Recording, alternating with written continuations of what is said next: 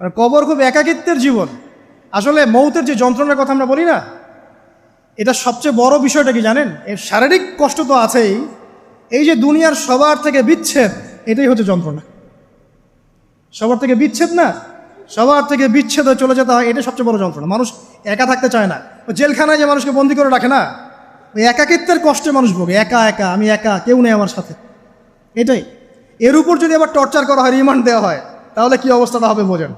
এই হলো কবর, এই হলো কবর। একটা ঘটনা বলে শেষ করে দেই, যে একজন ব্যক্তি মারা গেছেন, আর মুসা আলাইহিস সালামের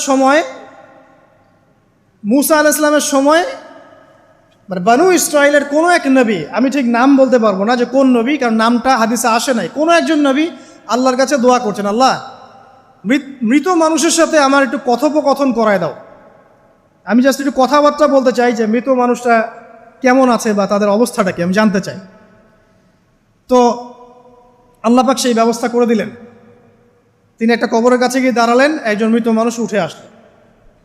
এটা সায়েন্স বিশ্বাস নাও করতে পারে, আমাদের কোনো মাথা ব্যথা নাই, ঠিক আছে?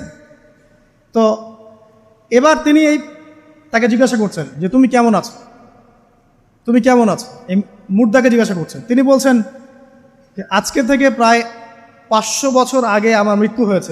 এই ব্যক্তি বলছেন আজকে থেকে প্রায় 500 বছর আগে আমার মৃত্যু হয়েছে, এখন পর্যন্ত আমার গা থেকে, আমার আত্মা থেকে মৌতের যন্ত্রণা দূর হয় নাই।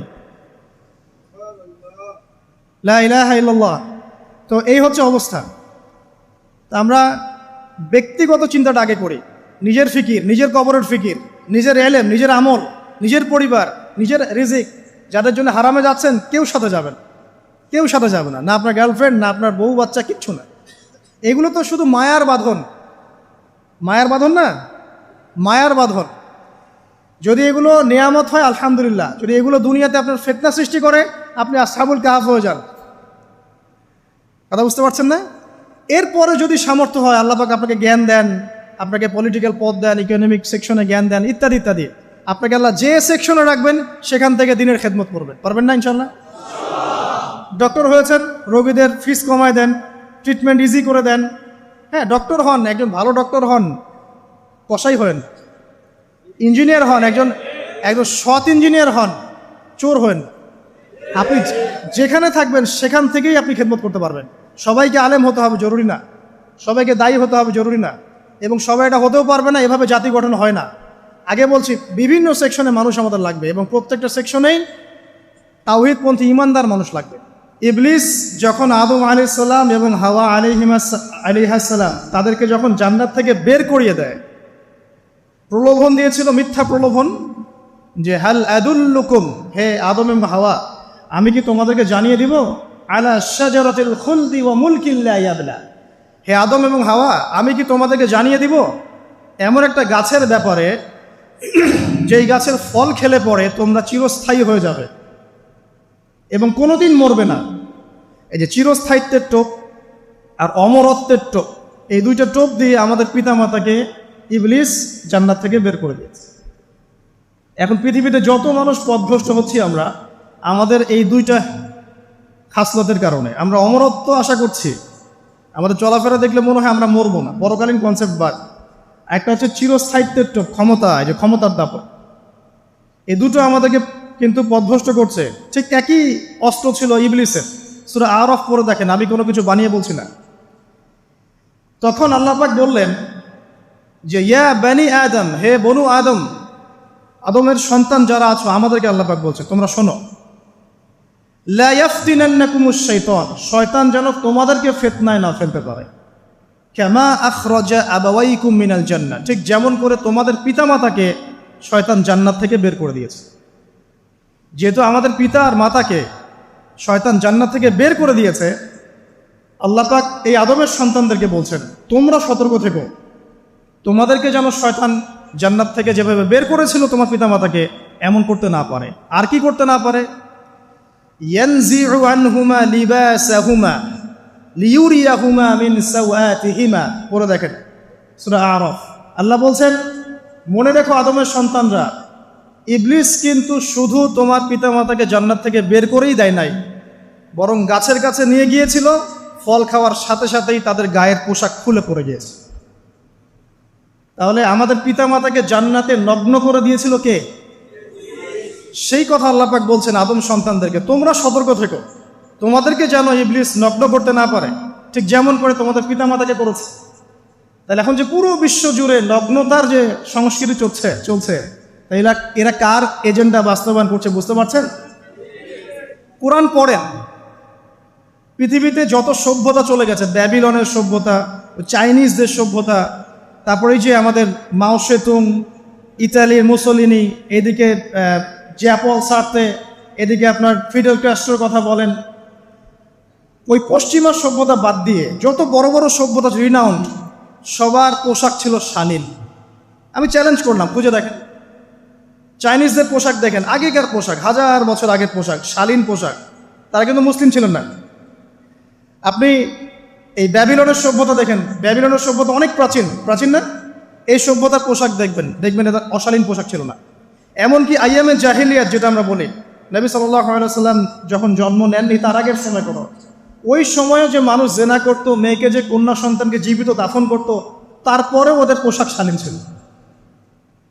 হঠাৎ করে বিশ্বে একটা সভ্যতা আসলো পশ্চিম থেকে, তারা বললো যে পোশাক শর্ট হতে হতে হতে হতে এক পর্যায়ে বিকিনি পরে করা শুরু করে, এবং এখন ওরা সারা বিশ্বে ওটা ছড়িয়ে দিচ্ছে, আমরা সবাই ওটাকে গ্রহণ করছি। আমরা বলছি 1000 বছরের সমস্যা। এখন দেখেন আল্লাহ পাক কি বলছেন, ওয়াইদা ফাআলু ফাহিশাতান, ওই সূরার মধ্যে আছে, যখন তারা কোনো ফাহেসা কাজ করে তারা বলে ওয়াজাদনা আলাইহি আবানা, আমরা এগুলো আমাদের বাপ দাদাদেরকে দেখেছি করতে। যখন তারা কোনো ফাহেসা কাজ করে তারা বলে, অশ্লীল কাজ করলে বলে, আমরা এগুলো দেখেছি বাপ দাদা পিতৃপুরুষ থেকে করে আসছে। আল্লাহু আমারানা বিহা, আল্লাহ আমাদেরকে আদেশ করেছেন। আল্লাহ বলছেন কুল ইন্নাল্লাহা লা ইয়া'মুরু বিল ফাহশা, আল্লাহ পাক কখনো অশ্লীল কাজের আদেশ করতে পারেন না। আতাকুলুনা আলাল্লাহি মা লা তা'লামুন, তোমরা কি আল্লাহ সম্পর্কে এমন কথা বলছো যে কথা তোমরা জানো না? আল্লাহ কিসের আদেশ করেন? আল্লাহ বলছেন কুল আমারা রাব্বি বিল কিসত, হে নবী বলে দিন আল্লাহ পাক আদেশ করেন ন্যায় বিচারের আদেশ করেন। ওয়া আকিমু ওয়ুজুহাকুম ইনদা কুল্লি মসজিদ, এবং প্রত্যেক নামাজের ওয়াক্তে নিজের চেহারাটাকে একনিষ্ঠভাবে আল্লাহর দিকে ফেরাবে, এই আদেশ আল্লাহ পাক করেন। ওয়া আকিমু ওয়ুজুহাকুম ইনদা কুল্লি মসজিদ ওয়াদউহু মুখলিসিনা লাহুদ্দিন, এবং একনিষ্ঠভাবে তোমরা আল্লাহকে ডাকবে, দোয়া করবে, এই আদেশ আল্লাহ পাক করেন। তো আল্লাহ পাক কি অশ্লীল কাজের আদেশ করতে পারেন? ইতিহাস পড়ে দেখেন, আমি নিজে হিস্ট্রির ছাত্র, আপনি পড়ে দেখবেন, পুরো ঐতিহাসিক পটভূমি পড়ে দেখবেন, মানুষ এই ঊনবিংশ শতাব্দী আসার আগে এত অশ্লীল ছিল না। এখনকার বিশ্বে যত সমস্যা চলছে, কয়েকটা বলি, রিবা বা সুদ, জেনা বা উন্মুক্ত যৌনাচার, তারপরে বেপরদামি অশ্লীলতা, 4 নাম্বার আপনার মাদক, ঠিক আছে, 5 যে বড় মহামারী পর্নোগ্রাফি, যত বড় বড় মেজর সমস্যাগুলো চলছে যেগুলো ইয়াং জেনারেশনকে ধ্বংস করে দিচ্ছে, এগুলোর ম্যাক্সিমাম এসেছে কিন্তু পশ্চিম থেকে। খেয়াল করে দেখবেন, এগুলো কিন্তু বাংলাদেশ থেকে আসে নাই, আসছে ভারত থেকে আসছে, পাকিস্তান থেকে আসছে, সাবকন্টিনেন্ট থেকে আসে নাই, এগুলো দেখবেন একটা নির্দিষ্ট জায়গা থেকে আসছে। তো এই কারণেই আমাদের সতর্ক দৃষ্টি রাখতে হবে যে বস্তুবাদী উন্নয়ন সব কিছু নয়। হ্যাঁ, আমরা জিডিপি বাড়ালাম, ইন্ডাস্ট্রিজ গড়লাম, মঙ্গলে চলে গেলাম, চাঁদে গেলাম, ওকে ফাইন, এগুলোর কেউ বিরোধিতা করবে না, এটা ভালো, ন্যাশনকে এগিয়ে নিতে হবে, এটাই এডুকেট, তারও নয়, এবং এডুকেটেই করতে হবে, কিন্তু নৈতিকতার বিসর্জন দিয়ে নয়। নৈতিকতার বিসর্জন দিয়ে ধর্ম থেকে দূরে চলে এসে নাস্তিকতায় বিশ্বাসী হয়ে আল্লাহকে বাদ দিয়ে, রাসূলকে বাদ দিয়ে এই বস্তুবাদী উন্নয়ন আমাদের পরকালকে বাঁচাতে পারবে না। তো পরকালকে বাঁচিয়ে রেখে আমার দুনিয়াবী উন্নয়ন করতে হবে, এবং দুনিয়ার উন্নয়নটা অবশ্যই জরুরি। সারা বিশ্ব যখন এগিয়ে যাচ্ছে, আমরা কেন পিছিয়ে থাকবো? আমি তো এটাও বলি যে এটা অনেক মাদ্রাসার লাইনে যারা আছেন তারা আমার সাথে একটু বিরোধিতা করেন এই বিষয়ে, কিন্তু আমি নিজেই বলি যে সিলেবাসের মধ্যে পরিবর্তন নিয়ে আসার চেষ্টা করতে হবে। শুধুমাত্র এককেন্দ্রিক শিক্ষায় কেন শিক্ষিত হব? এই যুগে চলার জন্য যে উপকারী জ্ঞানগুলো দরকার সেগুলো শিখতে হবে আমাদেরকে। আমাদের আইসিটির জ্ঞানের দরকার আছে, আমাদের ইংরেজির জ্ঞানের দরকার আছে, ম্যাথামেটিক্স দরকার আছে, সায়েন্সের দরকার আছে, আমাদের তথ্য প্রযুক্তি জানতে হবে, অর্থনীতির জ্ঞানের দরকার আছে, পলিটিক্যাল সায়েন্সের দরকার আছে, জিও পলিটিক্স দরকার আছে। এগুলো বাদ দিয়ে শুধু যদি আমি মুখস্থ করে যাই, এই জ্ঞানটা আমার কী কাজে দেবে আমাকে বলে? এই কথাটা অনেকে নেগেটিভলি নেয়, কিন্তু আমি আসলে তাদের ব্যাপারে তাদের সাথে তর্ক করতে চাই না। আমি আমার কনসেপ্ট লালন করি, আমি এতটুকুই বলছি। এবং যারা শিক্ষিত মহল আছেন, বুদ্ধিজীবী মহল আছেন, যারা দেশ সম্পর্কে ভাবেন, যাদের নিয়ে ভাবেন, উম্মা নিয়ে ভাবেন, তারা কিন্তু আমার সাথে একমত হবে ইনশাআল্লাহ যে আমরা কিন্তু এই জায়গাটাতে পিছিয়ে পড়তেছি। আল্লাহ পাক আমাদেরকে কনস্ট্রাকটিভ সিলেবাসে পড়াশোনা করার তৌফিক দান করুন, এবং জেনারেল লাইন থেকে আপনি বয়কট করে একদম ইয়াতে চলে আসতেছেন কেন? জেনারেল লাইনে পড়ছেন, পড়েন, আপনার এই জ্ঞানটাকে আপনি ইসলামের কল্যাণে কাজে লাগাতে পারবেন না? সবাইকে কি আলেম হতে হবে? সবাইকে মুফতি হবে, মুহাদ্দিস হবে? অর্থনীতিবিদের দরকার আছে না? পলিটিশিয়ানের দরকার আছে না? ডক্টর ইঞ্জিনিয়ার দরকার আছে না? সব সেক্টরের মানুষের দরকার আছে। আপনাদেরকে আপনাদের জায়গায় থাকতে হবে, ওখানে থেকে আপনারা ইসলামের খেদমত করবেন, পারবেন না? একজন ডক্টর, তিনি কি ইসলামের খেদমত করতে পারবেন না ভাই? একজন সৎ নেতা, তিনি কি ইসলামের খেদমত করতে পারবেন না? একজন অর্থনীতিবিদ, তিনি যদি আল্লাহ পাকের হালাল হারাম মেনে অর্থনীতির কোনো বিধান চালু করেন, তিনি কি ইসলামের খেদমত করতে পারবেন না? তো সবাইকে কি বক্তা হইতে হবে? সবাইকে আলেম হতে হবে?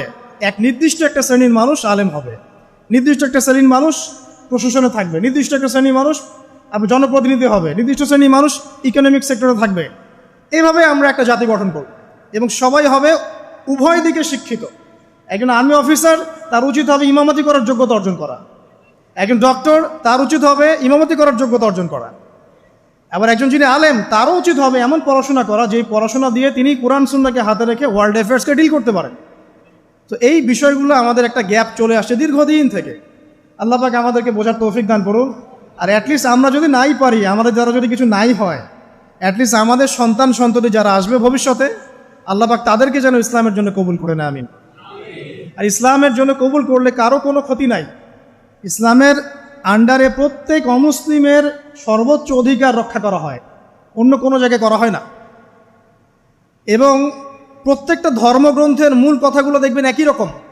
এক আল্লাহর কথা বলছেন, একজন শেষ নবীর কথা বলছেন, সত্য কথা বলার কথা বলছেন, ন্যায়ের পথে চলার কথা বলছেন। প্রত্যেকটা ধর্মগ্রন্থ পড়ে দেখেন, এই যে ওল্ড টেস্টামেন্ট বলেন, নিউ টেস্টামেন্ট বলেন, বেদ বলেন, আপনি বাইবেল বলেন, পড়েন, একটু পড়েন, তুলনামূলক ধর্মতত্ত্বের বইগুলো পড়েন, দেখবেন অনেক মিল আছে। তো সবাই যদি যার যার ধর্ম পালন করেন, কোনো সমস্যা আছে? সবাই যদি যার যার ধর্মের নৈতিক বিষয়গুলো মেনে চলে, কোনো সমস্যা আছে?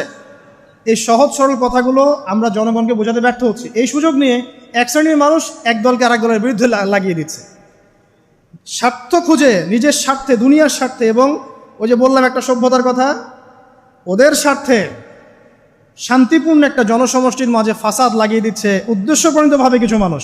এদেরকে চিনতে শিখুন, এদেরকে বয়কট করতে শিখুন। আল্লাহ পাক বোঝার তৌফিক দান করে। যাক, আমি আর ওদিকে যাচ্ছি না। দেখুন, নবী মুসা আলাইহিস সালামের সময় হিস্ট্রি এভাবে রিপিট হয়েছে।